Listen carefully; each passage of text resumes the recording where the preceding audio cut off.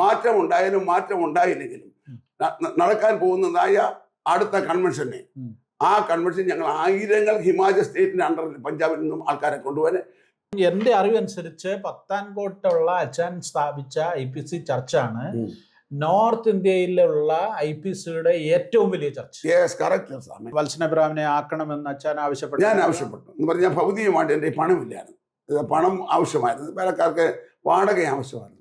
അവസാനം ഈ ഒട്ടകത്തിന് സ്ഥലം കൊടുത്ത പോലെ ആയിപ്പോയി. അത് അവസാനം അച്ഛൻ്റെ കയ്യിൽ നിന്ന് പോയി. അല്ല, അത് കുഴപ്പമില്ല, കയ്യിൽ നിന്ന് പോയി. പിന്നെ അതല്ലല്ലോ എന്നെ പഞ്ചാബി മാത്രമല്ലോ IPC എന്ന മഹാപ്രസ്ഥാനത്തിന്റെ ഹെഡിലേക്ക് എന്നെ ദൈവം കൊണ്ടുവന്നില്ലേ. അതും പുള്ളിയെ തോപ്പിച്ച്. എനിക്കിപ്പം ദൈവം തന്നിരിക്കുന്ന നിയോഗം ആയിരങ്ങളുമായിട്ട് വരിക എന്നുള്ളതാണ്. കുമ്മനാട് കൺവെൻഷൻ അറ്റൻഡ് ചെയ്യുക, എന്നിട്ട് കൺവെൻഷൻ കഴിയുമ്പോൾ അവരെല്ലാം അന്ന് ഞായറാഴ്ച തന്നെ സ്ഥലം കൊടുക്കും. ആളുകൾ പറയും അച്ഛൻ ഇത് പിടിച്ചെടുക്കാനായിട്ട് ആളുകൾ. ഞാൻ എനിക്ക് പ്രായം കഴിഞ്ഞു പോയില്ലേ, എന്നാൽ ഞാൻ പിന്മാറുകയില്ല. എന്നാൽ ഞങ്ങളുടെ വിശ്വാസികളെ ചുട്ട് എൻ്റെ മുമ്പിൽ ദഹിപ്പിക്കുക എന്ന് പറഞ്ഞ് എനിക്ക് അത് വലിയ വിഷമമാണ്. ഒരു കർത്തദാസൻ എന്ന ഒരു ഇടയൻ എന്ന നിലയിൽ എനിക്ക് വലിയ വിഷമമുണ്ട്.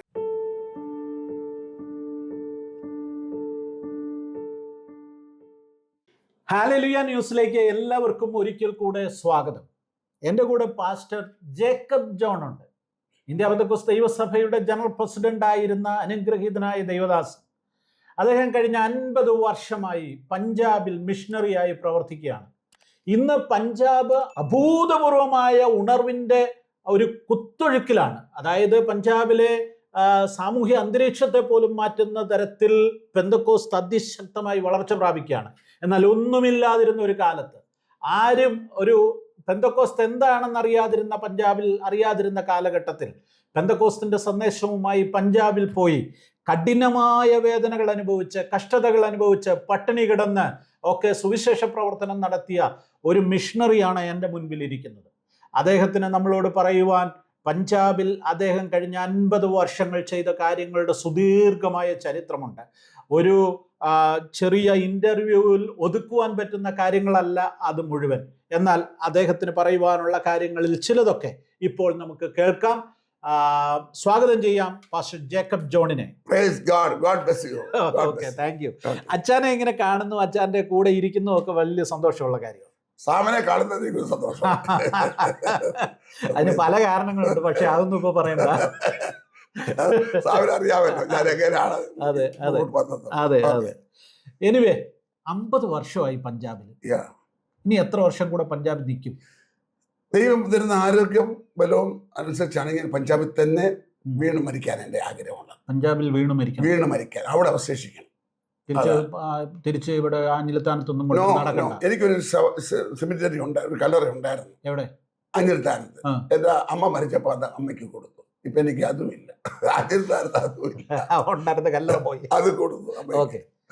നമ്മുടെ കർത്താവിന് പോലും കല്ലറ ഇല്ലായിരുന്നു, പിന്നെ അച്ഛന് കല്ലറയുടെ കാര്യം അതിന്റെ ഒന്നും ആവശ്യമില്ല. കർത്താവിന് കല്ലറ കിട്ടി. ആരാന്റെ കല്ലറയില്ല കർത്താവിന്, സ്വന്തം കല്ലറയില്ലായിരുന്നു. ഓക്കെ. എനിവേ, ഈ പഞ്ചാബിലോട്ട് പോകാൻ എന്തോ കാരണം? പഞ്ചാബിൽ ഞാൻ കർത്താവിൻ്റെ വചനം ആദ്യം കുമ്മനാട്ട് പഠിച്ചു, ഫെബ്രുവരി 9. അതിനുശേഷം ബാംഗ്ലൂർ സന്ദർശിച്ച ബാംഗ്ലൂർ 1 വർഷം പഠിച്ചു. അതിനുശേഷം ഡെറാഡൂണിൽ പഠിച്ചുകൊണ്ടിരിക്കുന്ന വേളയിൽ എനിക്ക് ഒരു pastor PG Varghese, Indian evangelist ടീമിൻ്റെ അദ്ദേഹം അങ്ങോട്ട് ഇറങ്ങുന്ന സമയമാണ്. അദ്ദേഹത്തിന് അവധി സമയത്ത് ഡൂൺ ബൈബിൾ കോളേജിൽ കുറച്ച് സ്റ്റുഡൻസിനെ ആവശ്യമുണ്ടെന്ന് പറഞ്ഞാൽ അപേക്ഷിച്ചു. അങ്ങനെ ഞങ്ങളെ ചിലരെ അവിടേക്ക് ജമ്മു കാശ്മീരിലേക്ക് അയച്ചു. അന്ന് അദ്ദേഹം കട്ടറ കേന്ദ്രമാക്കി പ്രവർത്തിക്കുക. അദ്ദേഹം RS-പുര എന്ന സ്ഥലത്താണ് ഞങ്ങൾ ചെല്ലുമ്പോൾ. RS-പുര ജമ്മു കാശ്മീരിന്റെ അടുത്ത സ്ഥലമാണ്. RS-പുര അവിടെയാണ് അദ്ദേഹം. അവിടെ ജോസഫ് ചാൻ പറഞ്ഞ RS-പുര ജോസഫ് ചാൻ അവിടെ പ്രവർത്തിക്കുന്നത്. അദ്ദേഹത്തിന്റെ ഒരു കൺവെൻഷനാണ് ഞാൻ അവിടെ ചെല്ലുന്നത്. കൺവെൻഷന്റെ സമയത്ത് ക്യാപ്റ്റൻ ഷ്യാമോൽ അവിടെ വരുവാനായിട്ട്, അന്നത്തെ ക്യാപ്റ്റനായിട്ടിരിക്കുകയും അദ്ദേഹവും ഭാര്യയും സ്കൂട്ടറിലല്ല വന്നത്, ബജാജ് ഛത്തക്കിലാണ് വന്നത്. അന്ന് അദ്ദേഹത്തിനെ പരിചയപ്പെട്ടു. 50 വർഷത്തിന് മുമ്പേ കാര്യമാണ്, 50-51 വർഷത്തിന് മുമ്പേ കാര്യമാണ്. അദ്ദേഹം അവിടെ ഉണ്ട്. അദ്ദേഹം എന്നോട് ചോദിച്ചു, എൻ്റെ ബാഗിലുണ്ട്, എന്താ പഠിത്തത്തിന് ശേഷം ഇനി 1 വർഷം കൂടെ ഉണ്ടല്ലോ, പഠിത്തത്തിന് ശേഷം എന്താ പ്ലാൻ? ഞാൻ പറഞ്ഞു, ഇത് എവിടെ പഠിക്കുമ്പോഴാണ് പോകുന്നത്? ഞാൻ ഡൂൺ ബൈബിൾ കോളേജിൽ പഠിക്കുകയാണ്, ഡെറാഡൂണിൽ. സീരീസ് മിഷന്മാരുടെ നേതൃത്വത്തിൽ കോളേജാണ്. അതായത് കുമ്പനാട് പഠിച്ചേച്ച് കുമ്മനാട് പഠിച്ച ശേഷം സതേഷ് ബൈക്കോളേജ് 1 വർഷം പഠിച്ചു. ബാംഗ്ലൂർ സദേഷ്യ ഏജ്ഡ് ഒരു വർഷം. ഡി മോഹന്റെ കൂടെ ഞാൻ പഠിച്ചാണ്. ഓ, കോശി വൈദ്യൻ, ആ. ടി പി വർഗീസ്, അതുപോലെ ഡി മോഹൻ, ഇവരുടെ കൂടെ ഒന്നിച്ച് ഞാൻ പഠിച്ചു. മഹാന്മാരായ മനുഷ്യർ, വലിയ നേതാക്കന്മാരോടാണ് ഞാൻ പഠിച്ചത്. അന്ന് ഞങ്ങൾ ആരും നേതാക്കന്മാരല്ല. ഇത് ഞങ്ങളെല്ലാം ഓരോ ലീഡേഴ്സായിട്ട് മാറാനായിട്ട് പിന്നെ വലിയ ദൈവാനുഗ്രഹമുള്ള ഒരു ബാച്ച്, വലിയൊരു ബാച്ചായിരുന്നു. അനേക മിഷന്മാരെ ആ കോളേജിലെ പഠന എനിക്ക് പേയ്മെന്റ് കൊടുക്കണമായിരുന്നു. എല്ലാ വർഷവും അവിടെ പേയ്മെന്റ് കൊടുക്കണം. SABC ഫ്രീ അല്ലായിരുന്നു. ഞാൻ പേയിങ് സ്റ്റുഡന്റ് ആയിരുന്നു. അപ്പൊ നിവൃത്തിയില്ലാഞ്ഞ കൊണ്ട് എന്റെ ജ്യേഷ്ഠൻ സഹായിക്കുമായിരുന്നു. കല്യാണം കഴിഞ്ഞപ്പോൾ പുള്ളിക്ക് സഹായിക്കാൻ വയ്യാതായി, സാമ്പത്തികമായിട്ട് പുള്ളിക്ക് ബുദ്ധിമുട്ടുണ്ടായിരുന്നു. എന്നോട് പറഞ്ഞു, കുഞ്ഞ് എനിക്ക് സഹായിക്കാൻ കഴിയത്തില്ല. അങ്ങനെ ഞാൻ ഡെറാഡൂണിലേക്ക് അപ്ലൈ ചെയ്തു. ഡൂൺ ബൈ അത് ഫ്രീ ആയിരുന്നു. അത് എനിക്ക് ഫ്രീ ആയിട്ട് അങ്ങനെ 2 വർഷം ഞാൻ അവിടെ ഇത്രയും പഠിച്ചുകൊണ്ട് 2 വർഷം കൂടി പഠിച്ച് എനിക്ക് BTH ലഭിക്കാനിട്ടിടേ. അങ്ങനെയാണ് ഞാൻ ഡെറാഡൂണിൽ പഠിപ്പാൻ കർത്താവിനെ സഹായിച്ചു. അപ്പം പിന്നെ ഈ സ്വീഡിഷ് മിഷണറിമാരുടെ സ്ഥാപനമായിരുന്നു ഡൂൺ ബൈബിൾ കോളേജ്. സാൻ സാഹിബ് എന്ന് കേട്ടിട്ടില്ല? അദ്ദേഹം വന്ന് പാസ്റ്റർ കെ എബ്രഹാം കൊണ്ട് അദ്ദേഹമാണ് സാൻ സാഹിബാണ് പാസ്റ്റർ കെ എബ്രഹാമിനെ സ്വീഡനിലേക്ക് കൊണ്ടുപോയത്. അവർ മുഖാന്തരം നടക്കുന്ന കോളേജാണ്, അനുഗ്രഹിക്കപ്പെട്ട ഒരു കോളേജാണ് ഡൂൺ ബൈബിൾ കോളേജ്. അവിടെ ചില വർഷം മുമ്പ് ആദ്യകാലങ്ങളിൽ അവിടെ സ്വർഗത്തിന് തീ ഇറങ്ങി വന്ന് ജനം ഓടിക്കൂടി തീ അണയ്ക്കാൻ നോക്കിയത്. അച്ഛൻ ഡൂണി പഠിക്കുമ്പോൾ സാഹിബന്മാരാണ് പഠിപ്പിക്കുന്നത്. അന്ന് അവരുണ്ട്. ആൻഡ്രിയാസൻ ഉണ്ട്, ബില്ലി ജോൺസൺ ഉണ്ട്. അങ്ങനെ സാഹിബന്മാര് സീരീസ് മിഷന്മാരുണ്ടായിരുന്നു. അവർ പക്ക ഒരു പെന്തക്കോസ്ത് ബൈബിൾ കോളേജാണ്. അന്യഭാഷ പറയുന്നത് ഇതുപോലെ നല്ലൊരു അനുഗ്രഹിക്കപ്പെട്ട ഒരു. എത്ര സ്റ്റുഡൻസ് ഉണ്ടായിരുന്നു അന്ന് ഞാൻ പഠിക്കുമ്പോൾ? ഏകദേശം 70 പരം സ്റ്റുഡൻസ് ഉണ്ടായിരുന്നു. 70 പരം സ്റ്റുഡൻസ് അന്നത്തെ കാലത്ത്, 50 വർഷത്തിന് മുമ്പേ ഉള്ള കാലം ഞാൻ പറയുന്നത്. ഈ ഡൂൺ എന്ന് പറഞ്ഞാൽ അതിമനോഹരമായ സ്ഥലമല്ലേ? വളരെ. ഡൂൺ വാലി, മസൂരി എല്ലാം വളരെ മനോഹരമായ സ്ഥലം, അനുഗ്രഹിക്കപ്പെട്ട ഒരു സ്ഥലം. ഇന്നും അവിടെ ഉണ്ട്. ഓക്കെ. ഈ ഡൂൺ ബൈബിൾ കോളേജ് പഠിച്ചു കഴിഞ്ഞാണ് ഈ കട്രയിലേക്ക് പോകുന്നത്? അല്ല, ഡൂൺ ബൈബിൾ കോളേജ് പഠിച്ചുകൊണ്ടിരിക്കുമ്പോൾ അതിന്റെ ഫൈനൽ എനിക്ക് ലാസ്റ്റ് 1 വർഷം കൊണ്ട് എനിക്ക് പഠിക്കാൻ. അപ്പൊ അവധി സമയമുണ്ട്, 3 മാസം. ആ സമയത്താണ് ഡോക്ടർ PG വർഗീസ് അന്ന് പുള്ളി എന്നെ വിളിച്ചു. അവിടെ സ്റ്റുഡൻസിനെ വെക്കേഷൻ. തീരെ ചെറുപ്പമല്ലേ അദ്ദേഹം? ആരംഭിച്ചിട്ടേ ഉള്ളൂ. പുള്ളി ഒരു വാടകയ്ക്ക് താമസിക്കുക. പുള്ളി വിളിച്ചു. അങ്ങനെയാണ് ഞാൻ അവിടെ പോയി RS പുരയിലെ കൺവെൻഷനിൽ കൂടി. അന്നാണ് ക്യാപ്റ്റൻ ശർമ്മയായിട്ട് പരിചയപ്പെട്ടത്. എന്നോട് വെച്ച് പഠനത്തിന് ശേഷം എന്താ പരിപാടി? IPC അല്ലേ? ഞാൻ പറഞ്ഞു IPC ചെയ്യാം. വന്നാൽ IPC ഞങ്ങളോട് വന്ന് പ്രവർത്തിക്കാമല്ലോ. അന്ന് ക്യാപ്റ്റൻ ശർമ്മ IPC കൊണ്ട് നിൽക്കുന്ന ആളാണ്. പുള്ളി വടശ്ശേരിക്കാരക്കാരൻ, IPCക്കാരന് IPCക്ക് വേണ്ടി നിൽക്കുന്ന മനുഷ്യൻ. അദ്ദേഹമാണ് വാസ്തവം പറഞ്ഞാൽ 100 അല്ല 1000കണക്കിന് മിഷനുമാരെ ജമ്മു കാശ്മീർ, ഹിമാചൽ, പഞ്ചാബ്, ഹരിയാന, നോർത്ത് ഇന്ത്യയിലേക്ക് എല്ലാം കൊണ്ടുപോകാൻ. ഈ ക്യാപ്റ്റൻ ശാമുവൽ ഒരു അത്ഭുതമായിരുന്നു. ഒരു അത്ഭുത മനുഷ്യൻ. ഇപ്പോഴും അദ്ദേഹത്തെ കുറിച്ച് ജനം പറയുമ്പോൾ പൊട്ടിക്കരയാണ്. അദ്ദേഹത്തെ കുറിച്ച് ഒത്തിരി എന്താണ് ആൾക്കാരെ. അദ്ദേഹത്തിന്റെ പ്രവർത്തന രീതി എങ്ങനെയാണ്? അദ്ദേഹത്തിന്റെ പ്രവർത്തനം എന്ന് പറഞ്ഞാൽ അദ്ദേഹം വിശ്വാസത്താൽ ഓരോ സ്ഥലത്തിലാത്ത പോകുക, ചാണകം പശുവിനെ കെട്ടിക്കുന്ന അവിടെ ആയിരിക്കും അദ്ദേഹം താമസിക്കുന്ന. ഒരു ടാർപ്പാളിനിടും, ഇട്ടിട്ട് അവിടെ ആയിരിക്കും കിടക്കുന്നത്. പശുവിനെ മാറ്റി കെട്ടും, അവിടെ ആയിരിക്കും കിടക്കുന്നത്. അദ്ദേഹം തന്നെ മരത്തിന്റെ മണ്ടയ്ക്ക് കയറും, മൈക്ക് കോളാമ്പിയൊക്കെ കെട്ടും. അദ്ദേഹം തന്നെ അവിടെ ഞങ്ങളെ കൊണ്ട് തൂക്കാനും റോഡ് അങ്ങനെ വൃത്തിയാക്കാനിടയായി. വൈകിട്ട് അദ്ദേഹം പ്രസംഗിക്കുമ്പോൾ ജനം 1000കണക്കിനാണ് കൂടുന്നത്. അത്ഭുതങ്ങളും അടയാളം വാസ്തവമായി ഞങ്ങളുടെ കണ്ണിൽ കണ്ടിട്ടുണ്ട്. പുള്ളിയെ കൊല്ലുവാൻ എത്ര പ്രാവശ്യം ശ്രമിച്ചിട്ടുണ്ടെന്നറിയാം. പലരും വെടിവെച്ചിട്ട് നോക്കിയിട്ടുണ്ട്. എന്നാൽ പുള്ളിയുടെ ദേഹത്ത് കൊള്ളുന്നത് അത്ഭുതകരമായിട്ട് എത്ര പ്രാവശ്യം പുള്ളി ഞങ്ങളുടെ സ്വന്തം മർദ്ദനം ഏറ്റിട്ടുണ്ട്. പുള്ളി ഒത്തിരി മർദ്ദനമേറ്റു. ഒരു പ്രാവശ്യം പുള്ളിയെ എരവേരിട്ട് മർദ്ദിയപ്പോൾ ഞങ്ങൾ പോയി. അത് കൂടാതെ കാശ്മീരിൽ മർദ്ദനമേറ്റു. അദ്ദേഹത്തെ ജയിലിൽ കിടക്കുകയാണ്. ഞാനും റജീവ് എന്ന് പറഞ്ഞ ദീപദാസനും കൂടെ അദ്ദേഹത്തെ കാണാൻ ചെന്നപ്പം ഞായറാഴ്ചയാണ്. പുള്ളി ബൈബിള് വായിച്ചുകൊണ്ടിരിക്കുക. ഒരു ചെറിയ സാധാരണ വസ്ത്രം ധരിച്ച് ക്യാപ്റ്റൻ ശാമുവൽ അവിടെ ഇരുന്ന് പ്രാർത്ഥിക്കുന്ന കാഴ്ച. എവിടെ? ജമ്മുവിലെ ജയിലിൽ, സെൻട്രൽ ജയിലിൽ. അദ്ദേഹം ജമ്മുവിലെ. അച്ഛൻ അത് പറയുമ്പോൾ എൻ്റെ അനുഭവം പറയാം. ക്യാപ്റ്റൻ ഷാമുവലിനെ എരവേരിൽ വെച്ച് പിന്നെ 1995-ലോ 96-ലോ കണ്ടാണെന്ന് തോന്നുന്നു. എനിക്ക് കൃത്യമായിട്ട് ഓർക്കുന്നില്ല. 96 ആയിരിക്കും. ആ സമയത്ത് അറസ്റ്റ് ചെയ്ത് തിരുവല്ല പിന്നെ പോലീസ് സ്റ്റേഷനിൽ കൊണ്ടുവന്നു. അപ്പം ഞങ്ങളെല്ലാം കൂടെ അറിഞ്ഞുകൊണ്ട്, ഞാനന്ന് കോട്ടയത്ത് താമസിക്കുന്ന സമയം ഓടിച്ചെന്നു. എന്താ സംഭവം എന്നറിയാനായിട്ട് ഓടിച്ചെന്നു. അവിടെ ചെന്നപ്പോൾ ഈ പോലീസുകാർ SI പറഞ്ഞു, ഈ മനുഷ്യനെ എങ്ങനെയും ഇവിടുന്ന് ഒന്ന് ഇറക്കി കൊണ്ടുപോകാൻ പറഞ്ഞു. പുള്ളി പോകത്തില്ല.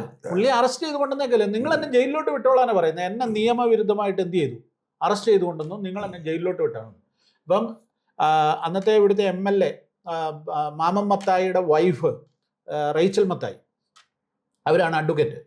അപ്പോൾ അവർ ഞങ്ങളൊക്കെ പലതവണ പറഞ്ഞിട്ടും എന്ത് ചെയ്തില്ല, ഇദ്ദേഹം സമ്മതിച്ചില്ല. എനിക്ക് ബെയിൽ വേണ്ടെന്ന് പറയുന്നത്, ജാമ്യം വേണ്ട, ഞാൻ സബ് ജയിലിൽ പോവുക, ജയിലിലോട്ട് പോവുക, ഇവർ വിടട്ടെന്ന് പറഞ്ഞു. അങ്ങനെ പുള്ളി സബ് ജയിലിലോട്ട് പോയി. പത്തനംതിട്ട സബ് ജയിലിൽ പുള്ളിയെ അടച്ചു. ഞാൻ പത്തനംതിട്ട ഞാനും കെ കെ ചെറിയാനും പോയി കാണാൻ പോയി. ഓ, അന്ന് അച്ഛനും പോയി, ഞാനും പോയി. പത്തനംതിട്ട ജയിലില്ലേ, വെറും തോർത്തോണ്ട് ഒരു നിക്കർ പോലും. എനിക്ക് സങ്കടം വന്നിട്ട് വയ്യായിരുന്നു. കാരണം ഞാനും ഞങ്ങള് പലരും കൂടെ ചേർന്ന് പോയി. ഇദ്ദേഹത്തൊക്കെ 3-4 ദിവസം കഴിഞ്ഞപ്പോ എന്ത് സംഭവിച്ചു എന്നറിയാൻ പോയി. അപ്പൊ അങ്ങോട്ട് പോയപ്പോ സന്തോഷമായിട്ട് പോയപ്പോ ഈ ക്യാപ്റ്റൻ ശാമുവേല് ദേഹം മുഴുവൻ കൊതുക് കടിച്ച് വീർത്ത് ഒരു ഈരഴയും തോർത്ത് കൊടുത്തോണ്ട് അത് ഇറങ്ങി വരികയാണ്. നമുക്ക് കണ്ടിട്ട് മനസ്സിലായി പുള്ളിക്കാരന് ഒരു വെന്നിനില്ല, നിക്കർ ഇടാൻ അനുവദിക്കത്തില്ല, വെറും തോർത്ത്, ചെരുപ്പില്ല. ഈ ക്യാപ്റ്റനായ മനുഷ്യൻ ആർമിയുടെ വലിയ ഓഫീസറാണ്, ഇന്ത്യയിലെ ടോപ്പ് 1 മാറണ്ടിയാണ്. അദ്ദേഹം ഇറങ്ങി വന്നപ്പോൾ ഞാനും ഞങ്ങളെ അദ്ദേഹത്തെ പുറത്തു കൊണ്ടുപോകാൻ വളരെ പറഞ്ഞെങ്കിലും ഞങ്ങളെ ഇറക്കിയത് പുറകെ ഇറക്കിയ. അവസാനം പുള്ളി ഞങ്ങളോട് പറഞ്ഞു എന്നെ എങ്ങനെയും ഇവിടുന്ന് ഇറക്കാൻ പറഞ്ഞു. എനിവേ, അനുഗ്രഹീതനായ ഒരു ദൈവദാസനായിരുന്നു അദ്ദേഹം. മുഖാന്തരമാണ് ആയിരക്കണക്കിന് സഭകൾ ജമ്മു കാശ്മീർ, ഹിമാചൽ, പഞ്ചാബ്, ഹരിയാന, നോർത്ത് ഇന്ത്യയുടെ വിവിധ ഭാഗങ്ങൾ, നേപ്പാൾ, ഭൂട്ടാനിലൊക്കെ സ്ഥാപിതമാകാനിടയായി. വളരെ ഒരു വലിയൊരു ലയണായിരുന്നു. ഗർജിക്കുന്ന സമൂഹമായിരുന്നു. അദ്ദേഹത്തിന്റെ ശിഷ്യനാണ്. അദ്ദേഹത്തിന്റെ ആ മാറാനാഥ ക്രൂസൈഡിന്റെ പ്രേയർ ലീഡറായിരുന്നു ഞാൻ. അതിന്റെ ലീഡറായിരുന്നു മെയിൻ. ഞാനായിരുന്നു ടീമിനെ മൊത്തം കൊണ്ടുപോകുന്നത്. അച്ഛനുണ്ടായിരുന്നു, കെ കോശി ഉണ്ടായിരുന്നു, അവരൊക്കെ പുറകെ വന്നു. കെ കോശി ഒക്കെ 5-6 വർഷത്തിന് ശേഷം ഞാനും ഉണ്ട്. പക്ഷേ ജോൺ രാജൻ ഉണ്ടായിരുന്നു. ഞങ്ങൾ ആയിരുന്നു ആദ്യ കാലങ്ങളിൽ. പിന്നെ ജോണുമ്മ വന്നു. അങ്ങനെ ഒത്തിരി പേര് വരാൻ ഇന്ത്യ മുഴുവൻ ക്രൂസൈഡ് നടത്തി. ഇന്ത്യ മുഴുവൻ ഒരറ്റം മുതൽ മറ്റേ അറ്റം വരെ. അങ്ങനെയാണല്ലോ ഞങ്ങൾ ഇവിടെ വന്ന് കേരളം വന്നിട്ട് നിലമ്പൂര് പോയി, എടക്കര ഞാൻ പങ്കെടുത്തിട്ടുണ്ടോ ഇവിടെ? എടക്കര 10,000-കണക്കിന് ആൾക്കാർ. ഞങ്ങൾ അന്ന് ആ മീറ്റിങ്ങിന് വേണ്ടി എനിക്ക് തോന്നുന്ന ഒരു 4-5 കിലോമീറ്റർ, 5 അതിൽ കൂടുതലുണ്ട്. ഞങ്ങൾ താമസിക്കുന്നിടത്തുനിന്ന് 5-6 കിലോമീറ്റർ നടന്ന് ഈ രാത്രി വന്ന് രാത്രി 11 മണിക്ക് എങ്ങാണ്ട് യോഗം തീർന്നിട്ട് പിന്നെ ഇത്രയും ദൂരം നടന്നു പോയിട്ട് പിറ്റേ ദിവസം പിന്നെയും തീരെ ചെറുപ്പത്തിൽ ഞാൻ വചനമായിരുന്നു പുള്ളിയുടെ. ഭയങ്കര പവറായിരുന്നു. ആ വചനത്തിന് ഭയങ്കര പവറായിരുന്നു.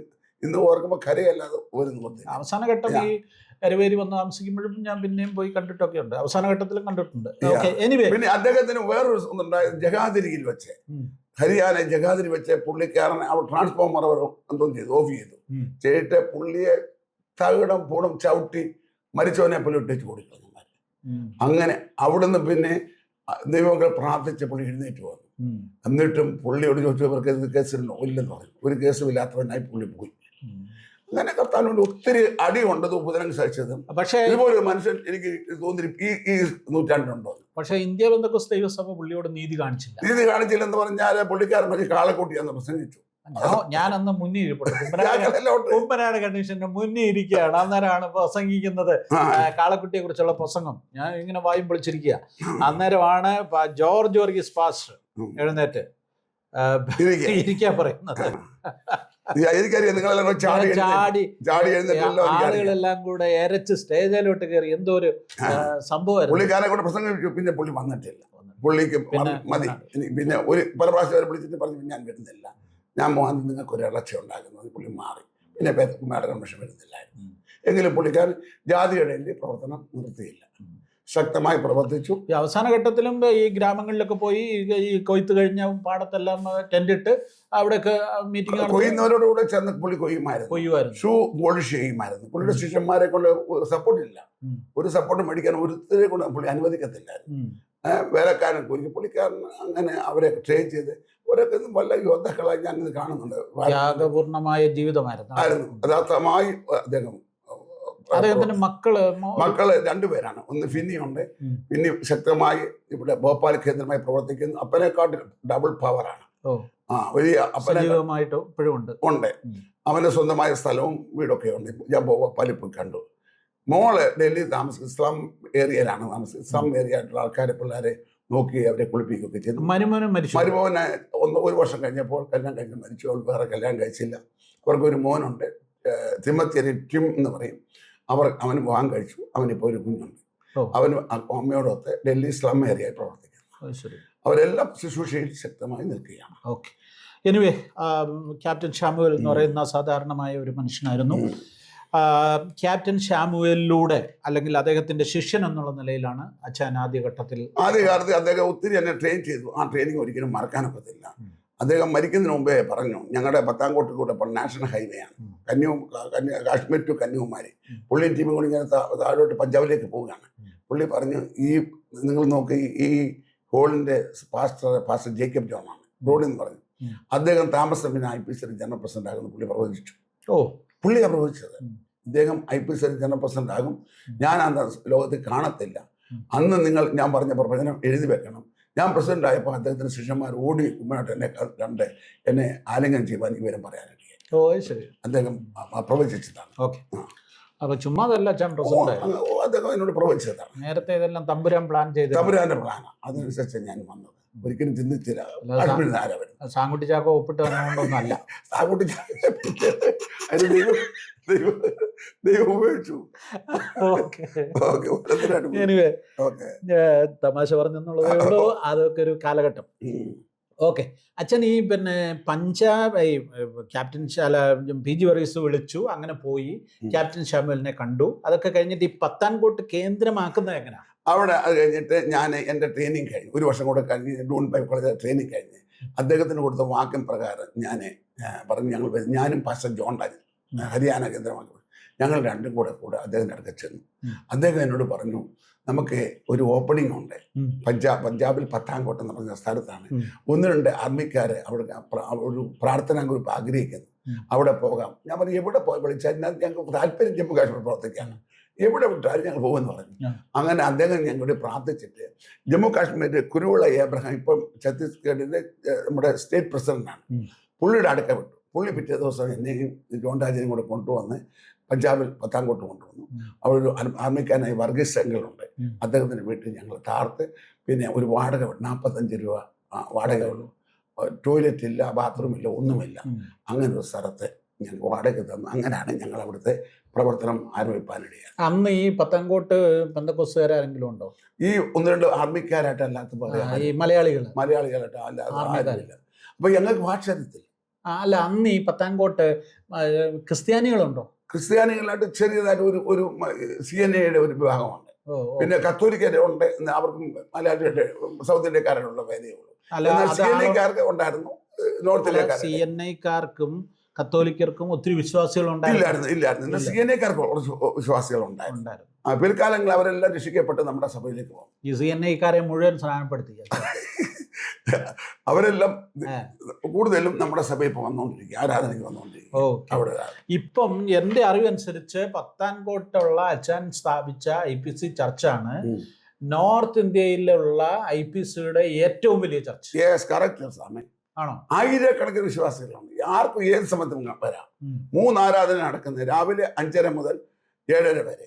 അത് കഴിഞ്ഞിട്ട് 7:30 മുതൽ 9 വരെ ഇംഗ്ലീഷ് സർവീസാണ്. 9 മുതൽ 12 വരെ. അത് വന്ന് ഏത് സമയത്ത് നോക്കാം. 3ാമത്തെ സർവീസ് പായ്ക്കാണ്.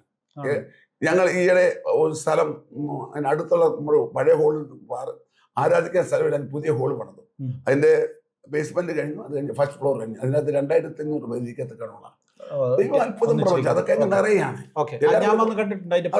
അതെല്ലാവരും കൂടെ കൂടിയ നിറഞ്ഞു കവി. അത്രയ്ക്ക് ആത്മാക്കളെ ദൈവം തന്നുകൊണ്ടിരിക്കുക. നോർത്ത് ഇന്ത്യയിലെ IPCയുടെ ഏറ്റവും വലിയ സഭ എന്ന ആൾക്കാർ പറയുന്നത് എനിക്കറിയത്തില്ല. ഈ പഞ്ചാബിലെ ഇപ്പൊ വലിയ ഉണർവ് നടക്കുക കുറെ കാലങ്ങളായിട്ട്, ഒരു കഴിഞ്ഞ 10 വർഷമായിട്ട് ഉണർവ് നടന്നുകൊണ്ടിരിക്കുക. അത് കറക്റ്റാണ്? കറക്റ്റാണ്. ഞങ്ങൾ 50 വർഷത്തിന് മുമ്പ് ഞങ്ങൾക്ക് പ്രാർത്ഥിക്കുമായിരുന്നു, ജോൺ ഹേഡ് പ്രാർത്ഥിക്കുമായിരുന്നു, കർത്താവേ എനിക്ക് പഞ്ചാബിലെത്തണം, അല്ലെങ്കിൽ എന്നെ എടുക്കണം. അന്ന് ഞങ്ങൾക്ക് അദ്ദേഹത്തിന്റെ ആ പ്രാർത്ഥന, ആ ശൈലി, ആ പുസ്തകം ഞങ്ങളെ വളരെ ഞങ്ങളുടെ പ്രാർത്ഥനയായിരുന്നു. കർത്താവേ, പഞ്ചാബിൽ ജോൺ ഹേഡിന്റെ കാലത്ത് ശക്തമായ ഉണർവുണ്ടായി, ലക്ഷോപലക്ഷങ്ങൾ നിന്നെ അറിയാനായിട്ട്. ആ ഉണർവ് വീണ്ടും ഒന്നും അയക്കണമേ. ഇപ്പോൾ അതിന്റെ പ്രാർത്ഥനയുടെ റിസൾട്ട് ആയിരിക്കാം. ധാരാളം പേർ ഇരുന്നിട്ടുണ്ട്. ചില കൂടി വരെ ലക്ഷങ്ങളുണ്ട്, ലക്ഷക്കണക്കിന് ആളുകൾ. അങ്കൂറിനുള്ള തുടങ്ങിയ ആൾക്കാരുടെ കൂട്ടത്തിൽ വലിയ കൂട്ടം അവർ പഞ്ചാബികളാണ്. ആ നാട്ടുകാരുടെ ലോക്കൽ ഭാഷയിൽ അവർ ആരാധിക്കുന്നു. അത് എനിക്ക് എതിർക്കാനൊക്കത്തില്ല. കാരണം എനിക്ക് പറയാനൊക്കെ വേർപാടിന്റെ കാര്യത്തിൽ ഇത്ര എനിക്ക് എതിർത്തില്ല. എന്നാൽ കൂട്ടമായി ആൾക്കാർ ക്രിസ്തുവിനെ സ്വീകരിക്കുന്നു, ആരാധിക്കുന്നു. അവരുടെ ക്രിസ്മസിന്റെ സമയത്തൊക്കെ 10, 15, 20 ലക്ഷം പേരാ കൂടുന്നു. ഒന്നിച്ച് വലിയ വലിയ കൂട്ടമാണ്. അപ്പൊ അത് കോജേവാൾ എന്ന് പറഞ്ഞൊരു മനുഷ്യനുണ്ട്, സദാജിയാണ്. അവരെല്ലാം വലിയ കൂട്ടമാണ്. അവരുടെ എല്ലാം റാണ, അവരെല്ലാം വലിയ കൂട്ടങ്ങളാണ്. അവർ അവിടെ നാട്ടുകാർ, അവരുടെ ആ ലാംഗ്വേജ് ഉണ്ട്. ഇത് ഏത് മേഖലയില്? പഞ്ചാബ് മൊത്തം ഇങ്ങനെയാണോ അതോ? പഞ്ചാബിൽ ഇതിപ്പം ഈ അങ്കുർനറിലൊക്കെ പ്രവർത്തിക്കുന്നത് ജന്തറിലാണ്. കോജേവാൾ എന്ന് പറഞ്ഞാൽ ഖപ്രത്തലയിലാണ്.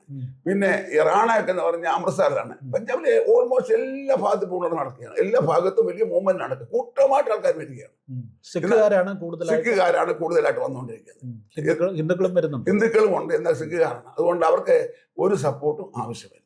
ഒരു മനുഷ്യന്റെ സപ്പോർട്ട്, സാമ്പത്തികമൊന്നും വേണ്ട. അവരുടെ സ്വത്രാഴ്ച തന്നെ കോടിക്കണക്കിന് ഒരാഴ്ചത്തെ സ്വത്രാഴ്ച തന്നെ അവർക്ക് 4-5 എന്തുവാ ആൾക്കാർ വെച്ചിരിക്കുകയാണ്, CA-ക്കാരെ വെച്ചിരിക്കുകയാണ് അക്കൗണ്ട് കാര്യങ്ങൾ. അതൊക്കെ മനസ്സിലായി. ഇന്ത്യ മുഴുവൻ ശ്രദ്ധിക്കുന്ന ഒരു പെന്തക്കോസ്ത് ഉണർവ് പഞ്ചാബിൽ ഇപ്പൊ നടന്നുകൊണ്ടിരിക്കുകയാണ്. അതിന്റെ ഉണർവിന് കാരണമായിട്ട് ദൈവം ഉപയോഗിച്ചത് ജോൺ ഹൈഡിന്റെ പ്രാർത്ഥന. ആ പ്രാർത്ഥനയെ ദൈവം വീണ്ടും, അത് ഞങ്ങളുടെ കാലത്ത് ഞങ്ങളുടെ പ്രാർത്ഥനയാണ്, ദൈവമേ പഞ്ചാബിനെ ഉണർവയ്ക്കണമേ. മലയാളികളായ ഞങ്ങൾക്ക് ഇപ്പോൾ ലക്ഷങ്ങളില്ലെങ്കിലും എന്നാൽ നമ്മുടെ ആത്മാക്കൾ സഹോദരന്മാരെ നമ്മുടെ കൂടി വന്ന കത്രാസന്മാർ, മലയാളികളുടെ ഒരു പശ്ചാത്തലമാണ് അവിടുത്തെ ഈ ഉണർവിന്റെ ബേസ് എന്ന് പറയുന്നത്. ഞാൻ പറഞ്ഞില്ലേ, ആദ്യം ക്യാപ്റ്റൻ ഷാമുൽ വന്ന് ഞങ്ങൾ അദ്ദേഹത്തിന് കൂടെ നിന്ന് പ്രവർത്തിച്ചു. അദ്ദേഹം ഹിന്ദിയും പഞ്ചാബിയും എല്ലാം സംസാരിക്കാൻ അനുവദിക്കത്തില്ല. ആരെങ്കിലും സംസാരിച്ച് അവരെ അടിക്കുമായിരുന്നു. അതേ പ്രധാനപ്പെട്ടു. ഒരു കാലങ്ങളിൽ ഹിന്ദി ഭാഷ ഉപയോഗിക്കാൻ തുടങ്ങി. അതായത് ഞങ്ങളുടെ ആൾക്കാരുടെ മധ്യത്തിൽ പഞ്ചാബ് പോലും സംസാരിക്കുന്ന മലയാളികളാണ്. ഈ സത്യത്തിൽ IPC ആദ്യ കാലഘട്ടങ്ങളിൽ ഈ നോർത്ത് ഇന്ത്യൻ മിഷനെ കുറിച്ച് വലിയ ധാരണയും താല്പര്യമുള്ള ഒരു പ്രസ്ഥാനമായിരുന്നു. ആന്ധ്രയിൽ വലിയ സഭകൾ നമുക്കുണ്ടായി. 5000-ത്തിലധികം ആളുകളുള്ള ഉണ്ടായിരുന്നു. അതുപോലെ ആന്ധ്രാപ്രദേശിലുടനീളം വലിയ ഉണർവുകൾ നടന്നു, അല്ലെങ്കിൽ ധാരാളം സഭകളുണ്ടായി IPCക്ക്. പിന്നീട് വന്ന കാലഘട്ടത്തിൽ ഈ കേരളത്തിൽ നിന്ന് ധാരാളം ആളുകൾ സുവിശേഷ വേലയ്ക്ക് വേണ്ടി ഉത്തരേന്ത്യയിൽ പോയി. അച്ഛൻ്റെ കൂടെയൊക്കെ പോയ ആ ഒരു ജനറേഷൻ, അല്ലെങ്കിൽ അങ്ങനെ ഒരു 50 വർഷം മുമ്പ് അല്ലെങ്കിൽ 40 വർഷം മുമ്പൊക്കെ പോയ പലരും ഈ പ്രധാനമായിട്ടും അവിടുത്തെ ഭാഷ പഠിച്ചു. അങ്ങനെ ക്യാപ്റ്റൻ ഷാമുലിന്റെ ഒക്കെ താല്പര്യം കൊണ്ടായിരിക്കാം ആ മേഖലയിലൊക്കെ തദ്ദേശീയരുടെ ഇടയിൽ പ്രവർത്തിച്ചു. എന്നാൽ പിന്നീട് വന്ന കുറെ ആളുകൾ മലയാളികളുടെ ഇടയിൽ മാത്രം പ്രവർത്തിച്ചു, പട്ടണങ്ങൾ കേന്ദ്രീകരിച്ചു. ചെറിയ പ്രവർത്തനം മുരടിച്ചു പോയി. ആർമിക്കാരുടെ ഇടയിൽ, ജോലിക്കാരുടെ ഇടയിൽ അവർ പ്രവർത്തനം. ഞങ്ങൾ അങ്ങനെയല്ല, ഞങ്ങൾക്കെതിരെ ആ നാട്ടുകാരുടെ ഇടയില്ല. അല്ലായിരുന്നെങ്കിൽ ക്യാപ്റ്റൻ ഷാമുൽ ഞങ്ങളെ അടിക്കുമായിരുന്നു, നല്ലോണം അടിക്കുമായിരുന്നു. അല്ല, എനിക്ക് മനസ്സിലായത് ഈ വ്യത്യാസം. അതായത് നോർത്ത് ഇന്ത്യയിലെല്ലാം IPCക്ക് എല്ലാ പട്ടണത്തിലും സഭകളുണ്ടായി, പക്ഷെ അതെല്ലാം മലയാളി സഭകളായിരുന്നു. എന്നാൽ പഞ്ചാബ്, കാശ്മീർ ആ മേഖലയിൽ വന്നപ്പോൾ അത് തദ്ദേശീയമായ സഭകളായി. വലിയ വ്യത്യാസമാണ്. എന്നാൽ ആന്ധ്രാപ്രദേശിൽ അവിടുത്തെ സഭകളായിരുന്നു, പക്ഷെ പിൽക്കാലത്ത് നേതൃത്വമില്ലാതെ പോയി. പിന്നെ പരഞ്ജ്യോതി പോയി.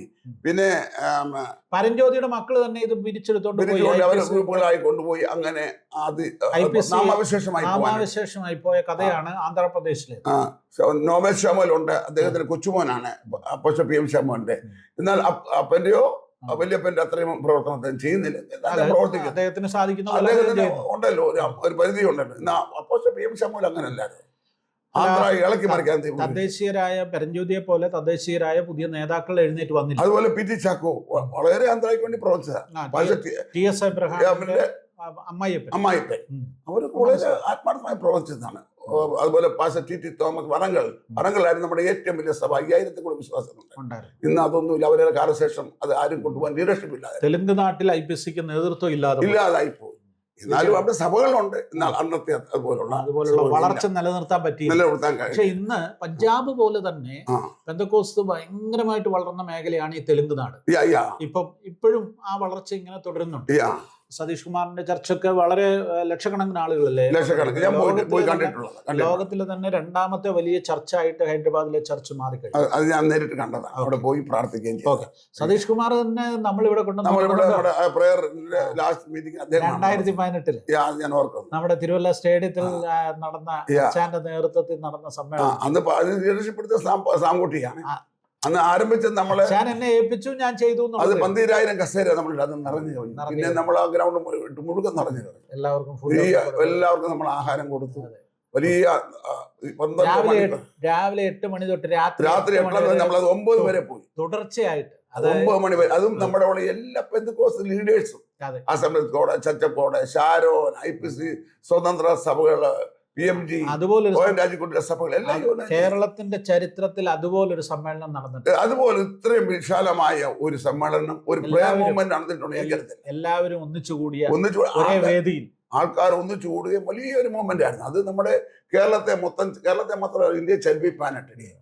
ഓക്കെ, എനിവേ നമുക്ക് പിന്നെ അച്ഛൻ്റെ പ്രവർത്തനങ്ങളിലേക്ക് വന്നാൽ, ഈ പഞ്ചാബിലെ പ്രവർത്തനങ്ങൾ അവിടെ നിൽക്കട്ടെ. അവിടെ അച്ഛൻ സക്സസ് ആയ ഒരു അനുഗ്രഹീതനായ മിഷണറിയാണ്, വളരെ ശക്തമായി പ്രവർത്തിച്ചു. അവിടുന്നാണ് അച്ഛൻ IPCയുടെ നേതൃത്വത്തിലേക്ക് വരുന്നത്.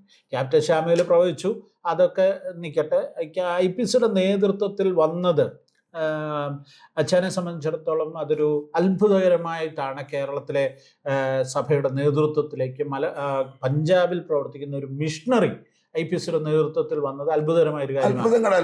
അത്ഭുതമായിരുന്നു. ആരും പ്രതീക്ഷിക്കാത്ത ഒരു വിജയം. ഒരു സാക്ഷ്യം ഞാൻ പറയാം സാമിനോട്. ഞാൻ ഇങ്ങനെ ഒരു വർഷം പ്രാർത്ഥിക്കാൻ തീരുമാനിച്ചു.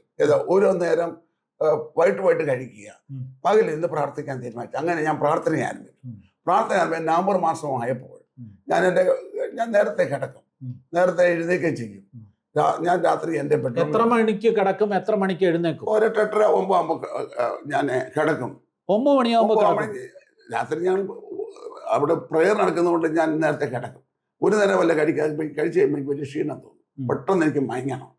മയങ്ങി കഴിഞ്ഞ് ഒരു 12 മണിയായപ്പോൾ ആരോ എന്നെ തട്ടി ഉണർത്തും. അപ്പോൾ എൻ്റെ വൈഫ് എല്ലാം ജോലി കഴിഞ്ഞിട്ട് വരും 10-12 മണിയാകും. തട്ടി എന്നെ ഉണർത്തിട്ട് പറയാം, എഴുന്നേക്കാൻ പറഞ്ഞു. എഴുന്നേറ്റു എന്നിട്ട് പറഞ്ഞ് വായിക്കാൻ പറഞ്ഞു. അപ്പോൾ ഞാൻ ലൈറ്റ് ഇടാം. എൻ്റെ വൈഫിന് ലൈറ്റൊക്കെ ഇടുന്നത് വലിയ ബുദ്ധിമുട്ടാണ്.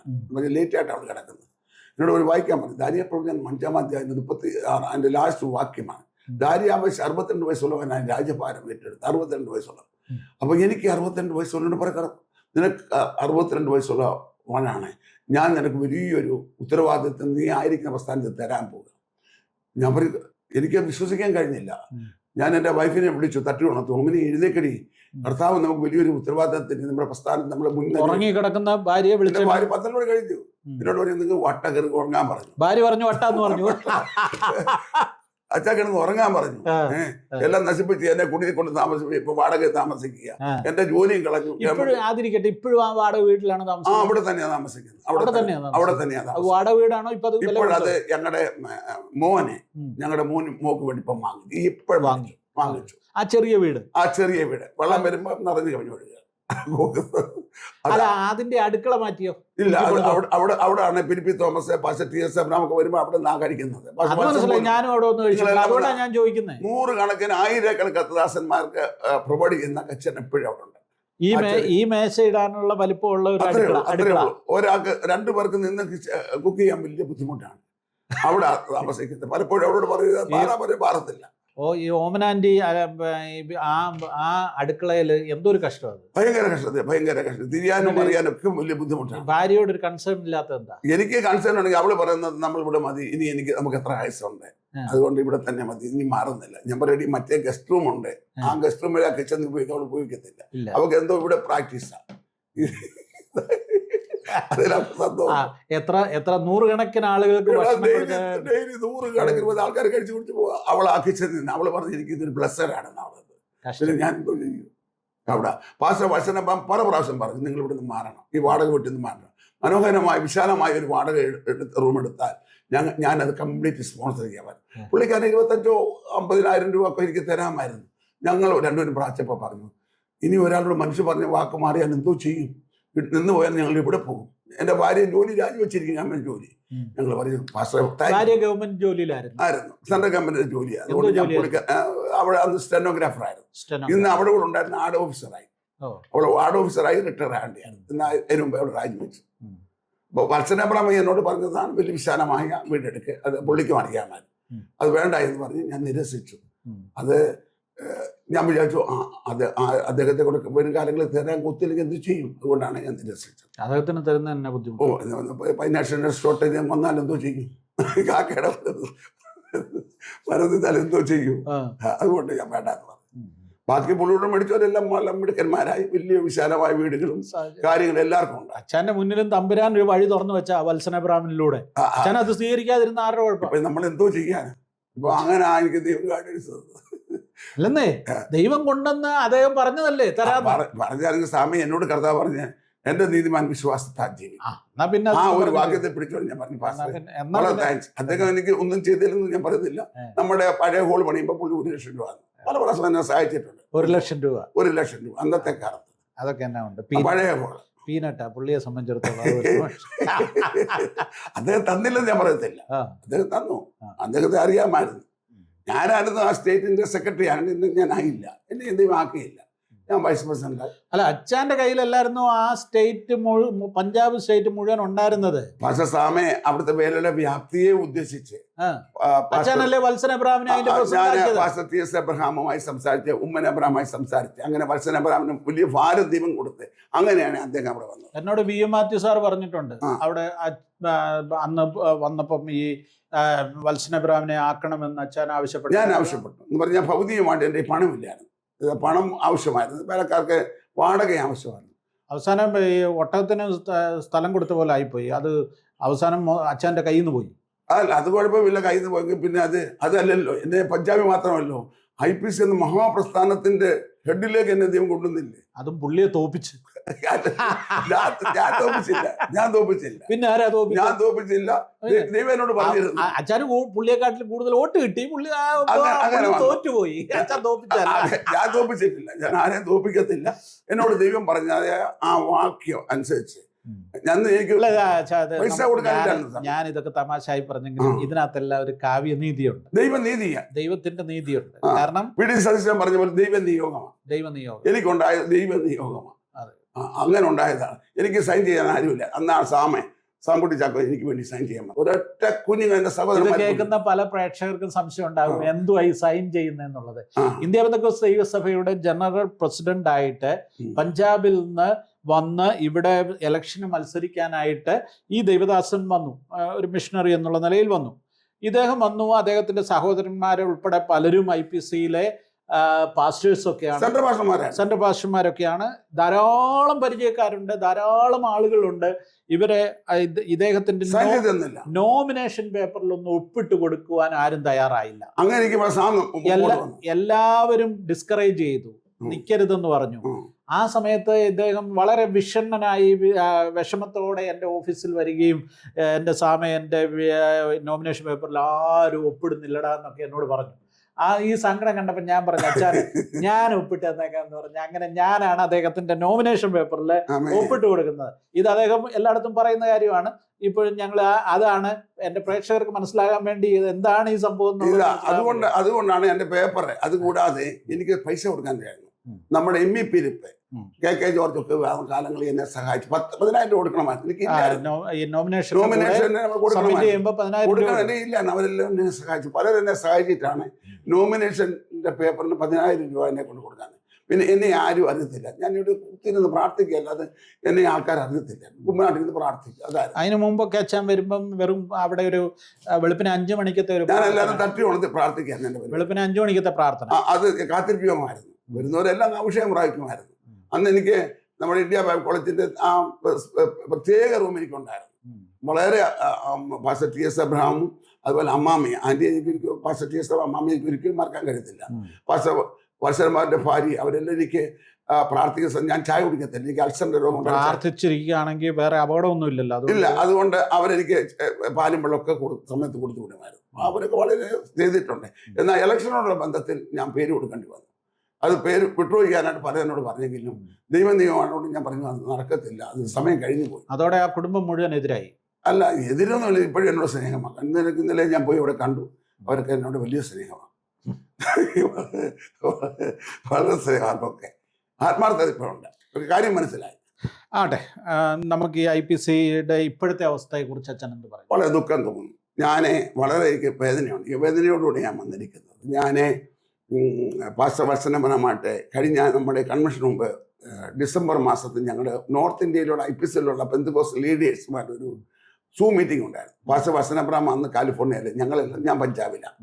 അങ്ങനെ നമ്മുടെ നോർത്ത് ഇന്ത്യയിലുള്ള സണ്ണി ബിലിപ്പുണ്ട്, അമേരിക്കയിലാണ്. അദ്ദേഹം മധ്യപ്രദേശിൻ്റെ പ്രസിഡന്റ്, അദ്ദേഹമുണ്ട്. അങ്ങനെ നോർത്ത് ഇന്ത്യയിലുള്ള എല്ലാ പാസ്റ്റ് ലീഡേഴ്സും ബന്ധുക്കോസ് ലീഡേഴ്സും ആ സൂം മീറ്റിങ്ങിലുണ്ടായിരുന്നു. എല്ലാവരും വളരെ ഞങ്ങൾ വരുന്നുണ്ടെന്ന് പറഞ്ഞു. അവസാനമായി എന്നോട് പാസ്റ്റർ വസൻ അബ്രഹാം ചോദിച്ചു, പാസ്റ്റർ വരുന്നില്ലേ, എത്ര പേര് വരുന്നുണ്ട്? ഞാൻ പറഞ്ഞു, വരാൻ താല്പര്യമുണ്ടെങ്കിലും നമ്മുടെ ഈ സഭയുടെ ഇപ്പോഴത്തെ പ്രശ്നം ഒന്ന് പരിഹരിച്ചാൽ ഞങ്ങൾ ഇവിടുന്ന് ധാരാളം വരാൻ ഒരുക്കമാണ്. അദ്ദേഹം എന്നോട് പറഞ്ഞു, അതിനുവേണ്ടി ഞാൻ ആഗ്രഹിക്കുകയും പ്രാർത്ഥിക്കുകയും ചെയ്യുന്നു. ഈ പ്രാവശ്യത്തെ എൻ്റെ പോക്കിൽ അങ്ങനെ ഒരു പ്രശ്നം പരിഹരിക്കാനായിട്ടാണ് ഞാൻ പോകുന്നത്. എനിക്ക് വളരെ സന്തോഷമുണ്ടായി. ഞാൻ ദൈവത്തെ സ്തുതിച്ചു. അദ്ദേഹം എനിക്ക് വാക്ക് തന്നു. അവിടെ ഇരിക്കുന്ന സൂം മീറ്റിംഗ് അറ്റൻഡ് ചെയ്ത എല്ലാവർക്കും അറിയാൻ വാക്ക് തന്നു. അദ്ദേഹം പറഞ്ഞു, ഈ പ്രാവശ്യം ഞാൻ മടങ്ങിപ്പോയി ഈ കാര്യം ഒരു രമ്യത ഉണ്ടാക്കാത്തക്കണമാണ് ഞാൻ പോകുന്നത്. ഞാൻ പറയും, അങ്ങനെയാണെങ്കിൽ ഞാൻ ഉണ്ടായിരിക്കാൻ പറഞ്ഞു. എന്നാൽ എന്തുകൊണ്ട് ആരാ തടസ്സപ്പെടുത്തുന്ന? അദ്ദേഹം ഇവിടെ വന്നു, എന്നാൽ അത് നടന്നില്ല. അതുകൊണ്ട് ഞങ്ങൾക്കൊന്നും വരാനൊത്തില്ല.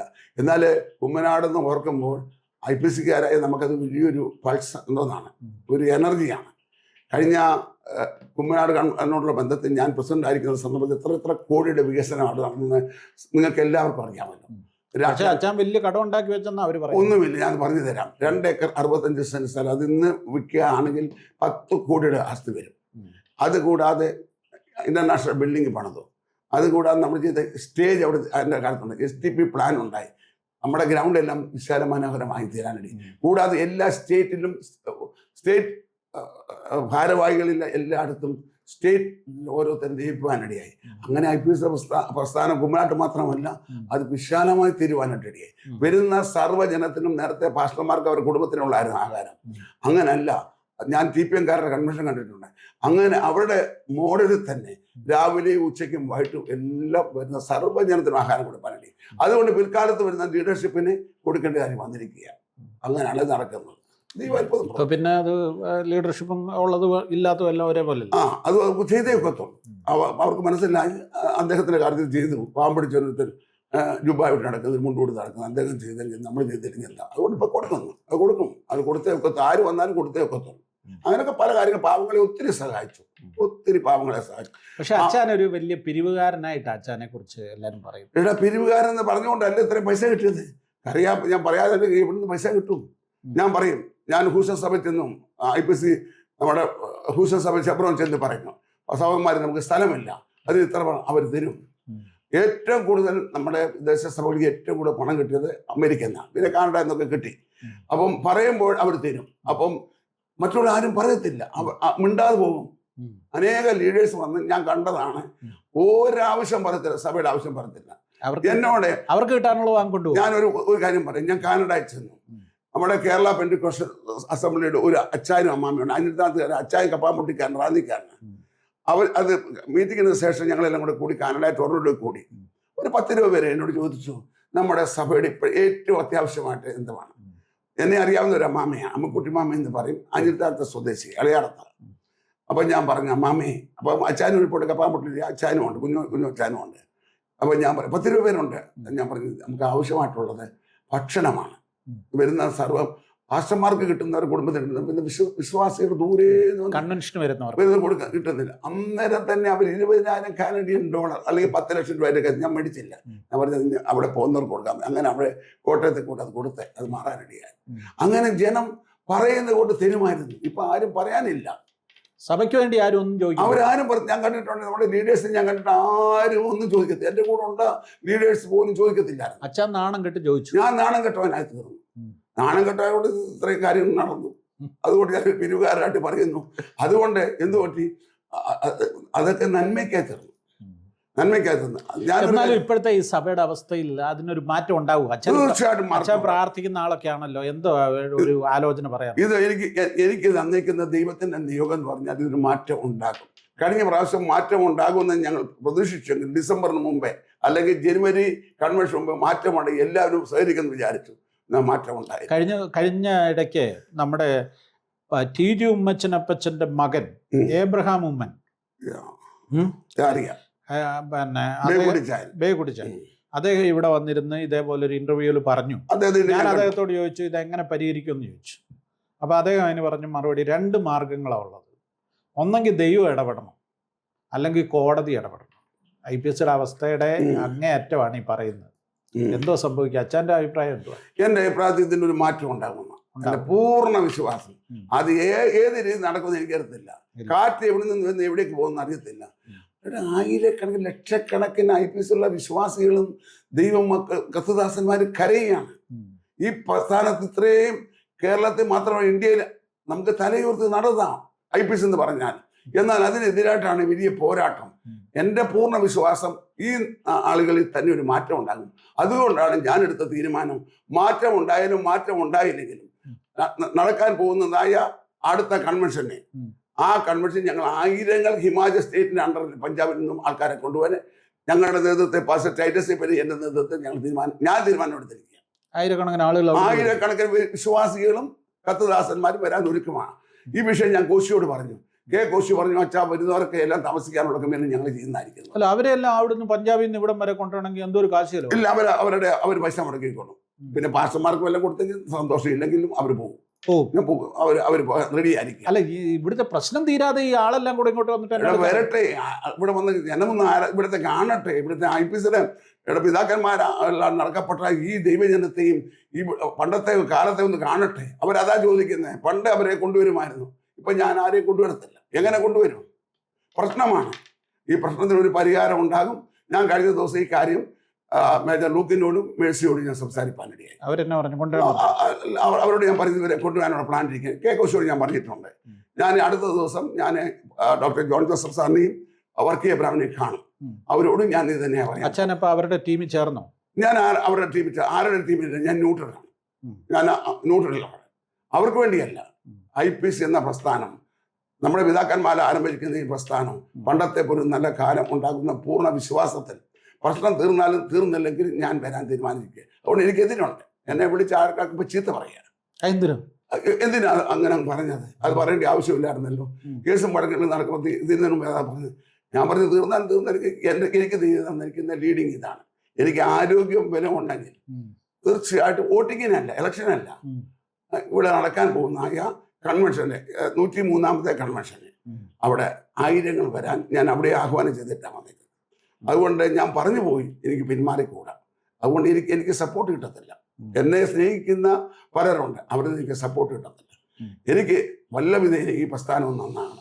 ഈ മഹാപ്രസ്ഥാനം പിതാക്കന്മാരെ ആരംഭിച്ചതായി ഈ മഹാപ്രസ്ഥാനം IPS എന്ന് പറഞ്ഞ് എന്തൊരു ഗ്ലോറിയസ് ടൈമാണ്. അച്ഛൻ ഇവിടെ കുടില് കെട്ടി പ്രാർത്ഥിച്ചതുപോലെ ഒരു ഈ സഭ രക്ഷപ്പെടാൻ വേണ്ടി ഒരു കുടില് കെട്ടി പ്രാർത്ഥിച്ചാലോ?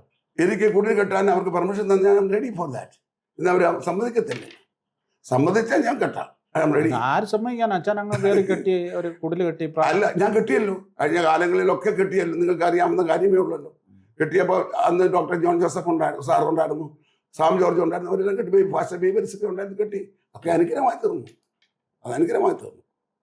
അച്ഛൻ വാങ്ങിയ 2.5 ഏക്കർ സ്ഥലമല്ലേ ഇവിടെ കിടക്കും? 2 ഏക്കർ 65 സെന്റ് സ്ഥലം ഉണ്ടായിരുന്നു. അതിനകത്തോട്ടൊരു കുടിലും കെട്ടണം. നമുക്ക് അങ്ങനെ ഇതുവരെ ലീഡിങ് ഉണ്ടായിട്ടില്ല. വന്ന് കുടി കെട്ട. എനിക്കിപ്പം ദൈവം തന്നിരിക്കുന്ന നിയോഗം ആയിരങ്ങളുമായിട്ട് വരിക എന്നുള്ളതാണ്. കുമ്മനാട് കൺവെൻഷൻ അറ്റൻഡ് ചെയ്യുക. എന്നിട്ട് കൺവെൻഷൻ കഴിയുമ്പോൾ അവരെല്ലാം അന്ന് ഞായറാഴ്ച തന്നെ സ്ഥലങ്ങളും. ആളുകൾ പറയും അച്ഛൻ ഇത് പിടിച്ചെടുക്കാനായിട്ട് ആളുകൾ. ഞാൻ എനിക്ക് പ്രായം കഴിഞ്ഞു പോയില്ലേ. ഇപ്പം എനിക്ക് 75 വയസ്സായില്ലേ.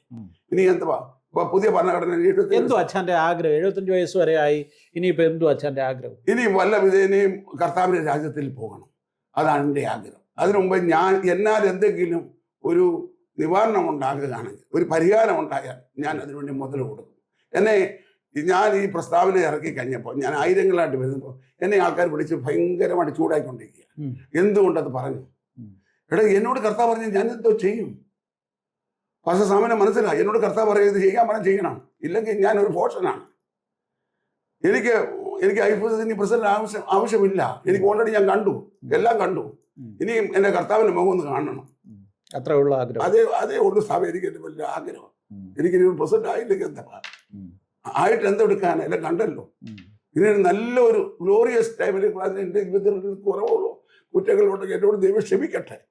ഞാൻ കണ്ണുനീരോടാണ് നടക്കുന്നത്. വാസ്തവം പറഞ്ഞാൽ ഞാൻ കഴിഞ്ഞ ദിവസം ഒരാളോട് പറഞ്ഞു, അച്ഛൻ ഞാൻ 2 കൂട്ടരെയും വിളിക്കാൻ പോവാം. ഞാൻ ഈ വിഷയം പറഞ്ഞപ്പോൾ നമ്മുടെ ബ്രദർ ജോയ് താന്നുപോലെ കോട്ടയത്ത് പുള്ളി എന്നെ പിടിച്ച് ഹഗ് ചെയ്തിട്ട് പറഞ്ഞു. അദ്ദേഹം പറഞ്ഞു, ഞാൻ ആദ്യം മുതൽ അവസാനം വരെ ഈ പ്രാവശ്യത്തെ കൺവെൻഷൻ ഉണ്ടെന്ന് പറഞ്ഞു. എനിക്ക് ആരെയും പ്ലീസ് ചെയ്യേണ്ട ആവശ്യമില്ല.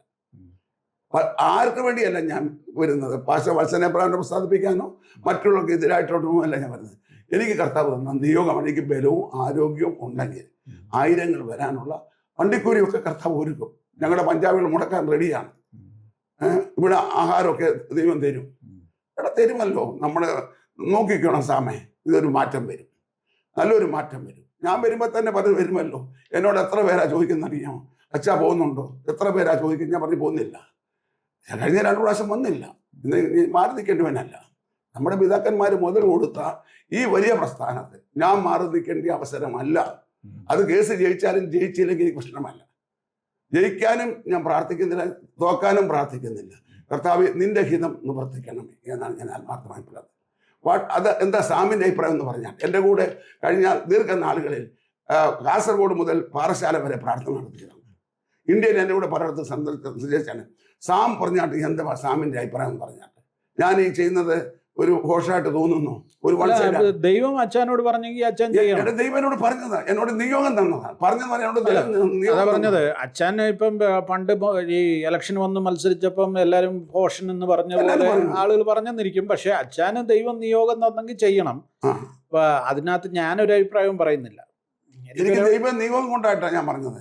എൻ്റെ അഭിപ്രായത്തിൽ അവർ പ്രശ്നം തീർക്കുമെന്ന് എൻ്റെ വിശ്വാസം. തീർന്നില്ലെങ്കിൽ എൻ്റെ ഞാൻ ആയിരിക്കുന്ന അവസ്ഥ, ഞങ്ങളുടെ പിതാക്കന്മാർ മുതല മുടക്കിയാണ്. നെഹമ്യാ പറയുന്ന പോലെ നമ്മുടെ പിതാക്കന്മാരുടെ കല്ലറയുള്ള ദേശം ഇടിഞ്ഞു കിടക്കാൻ പാടില്ല. നമ്മൾ ഒന്നിക്കണം. നമ്മുടെ വിശുദ്ധന്മാരായ എല്ലാ കത്തദാസന്മാരും പക്ഷം ഒന്നോ പക്ഷം ഒന്നും പാടില്ല. ഒന്നായി പിതാവെ നാം ഒന്നായിരിക്കുന്ന പോലെ ഇവരും ഒന്നായി തീരണം. അതിന് ഞാൻ ആത്മാർത്ഥമായി പ്രാർത്ഥിക്കുകയാണ്.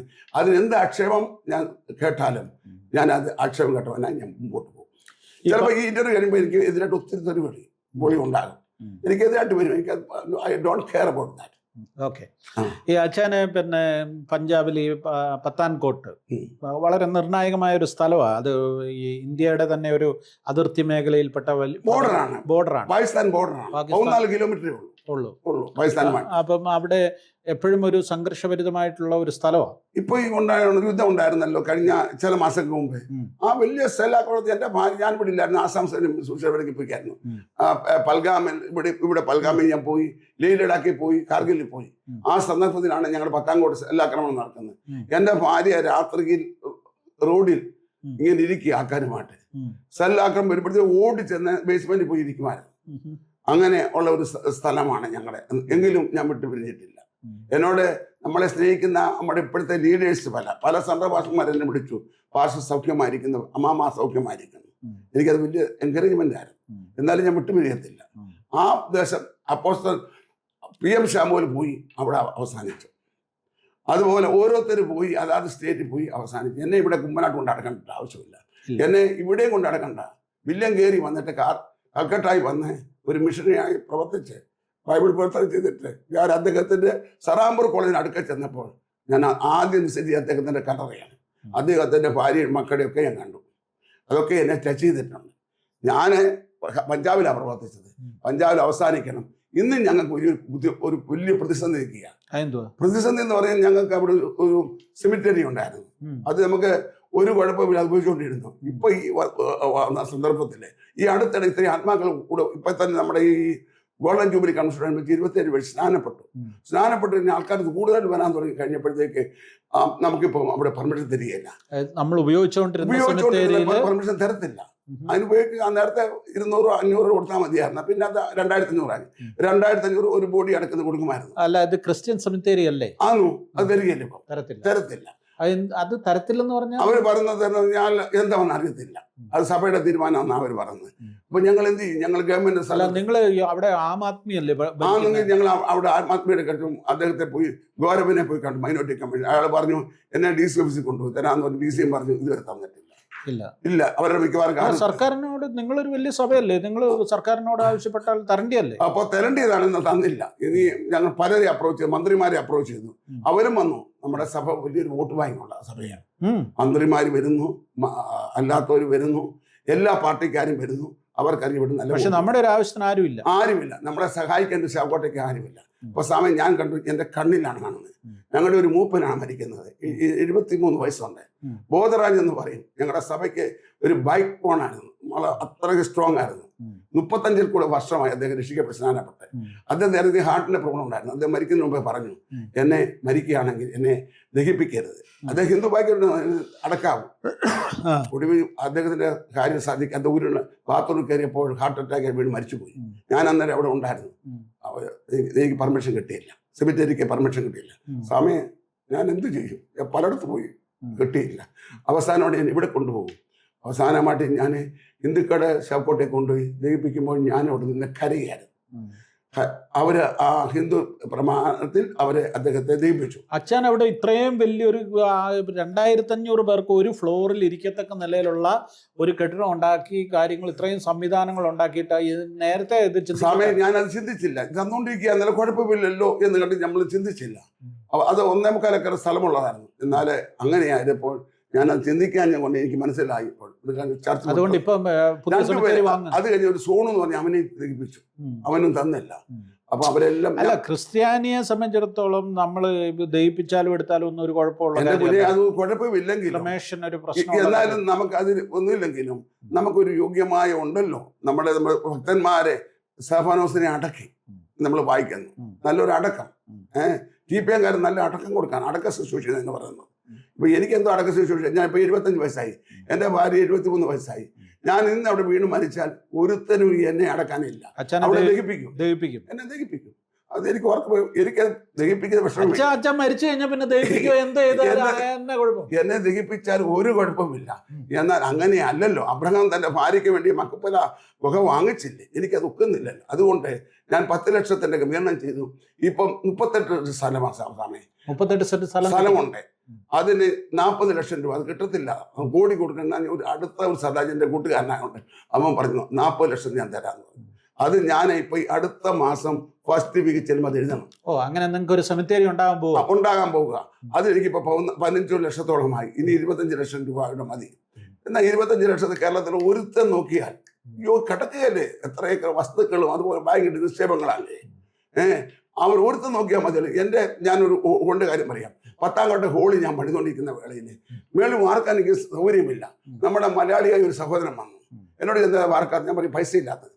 എത്ര ഞാൻ പറയും 45 ലക്ഷം രൂപ. നമ്മുടെ നാട്ടുകാരനാണ്, തിരുവല്ല ആര്യത്താന സ്വദേശിക. പുള്ളി ഞാൻ തരാന്ന് പറഞ്ഞു. പുള്ളി ഞാൻ പറഞ്ഞു എന്നെ തരണ്ട, ആ കോൺട്രാക്ടിന് കൊടുത്ത കോൺട്രാക്ടിന് 45 ലക്ഷം കൊടുത്തു. ആ ഹോൾ വാർത്ത. അങ്ങനെ ഇപ്പൊ 2500 പേര് ആരാധിക്കുന്നത്. ഇതുപോലെ ഒരുത്തം വന്നാൽ മതിയല്ലോ സ്വാമി. അത് മതി. അവിടെ നമ്മുടെ IPC പണമില്ലാത്തവരില്ലെന്നോ എത്ര പാസ്റ്റേഴ്സിനാണെന്നറിയാമോ? പണം ഉണ്ടെന്ന്, വിശ്വാസികൾക്കുണ്ടെന്ന്. എത്ര ഏക്കർ വസ്തു ഉമ്മാത് കിടക്ക് കാട് പിടിച്ച് കിടക്കുക. അത് ഒരു 10 സെന്റ് വിറ്റാൽ മതിയല്ലോ. എനിക്കിത് ഉണ്ടാകത്തില്ലെന്നാണ് സ്വാമി വിചാരിക്കുന്നത്. എൻ്റെ ദുഃഖം മാറത്തില്ലേ? എനിക്ക് ദഹിപ്പിക്കേണ്ടി വരില്ല. ദഹിപ്പിക്കുന്നത് എനിക്കെതിരില്ല. അവർ കൊല്ലപ്പെട്ടു, ഈശവാൻ അറുക്കപ്പെട്ടു. അതെല്ലാം ഞാൻ സന്തോഷമായി ഞാൻ അറിയുന്ന ആളാണ്. ഞാൻ രക്തസാക്ഷിയെ തീരാൻ ആഗ്രഹിക്കുന്നതാണ്. വെടി കൊണ്ട് മരിക്കാൻ റെഡിയാണ്. എന്നാൽ ഞാൻ പിന്മാറുകയില്ല. എന്നാൽ ഞങ്ങളുടെ വിശ്വാസികളെ ചുട്ട് എൻ്റെ മുമ്പിൽ ദഹിപ്പിക്കുക എന്ന് പറഞ്ഞു എനിക്കും അത് വലിയ വിഷമമാണ്. ഒരു കർത്തദാസൻ എന്ന ഒരു ഇടയൻ എന്ന നിലയിൽ എനിക്ക് വലിയ വിഷമമുണ്ട്.